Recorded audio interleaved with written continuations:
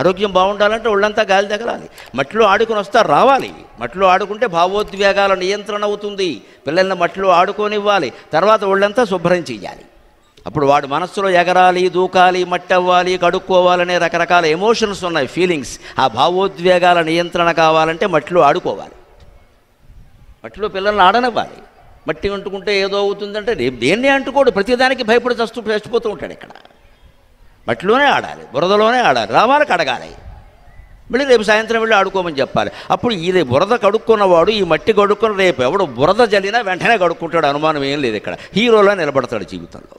ఇప్పుడు బురద అంటేనే భయపడేలా చేస్తే, మట్టి అంటేనే భయపడేలా చేస్తే ప్రతి తిట్టుకి భయపడి చచ్చిపోతూ ఉంటాడు. ఇక్కడ వాడు ఏదో అన్నాడు, వీడిదో అన్నాడు, ఎవడు ఏది అనకుండా ఎలా ఉంటారండి? నువ్వు పట్టించుకోకు, వదిలేయి. వాడు అంటే అన్నయ్య, నువ్వెందుకు పట్టించుకోవాలి? నువ్వు కాదని నీకు తెలుసు, నువ్వు చేయలేదని నీకు తెలుసు. వాడు అన్నయ్య, లెట్ దెమ్ బార్క్. వాళ్ళు మురుక్కొని, మనకే ప్రతి కుక్క మురిగితే మనం ఎదురుగా మురుగుతామా?